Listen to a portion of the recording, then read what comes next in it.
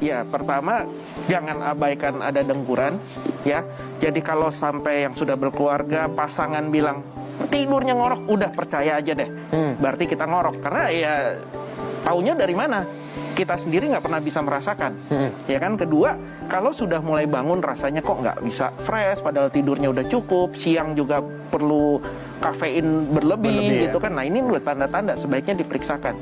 Apalagi kalau sudah mulai ada tekanan darahnya naik, kadar gula darah naik, kolesterol sudah mulai naik. Nah, ini udah indikasi. Baik.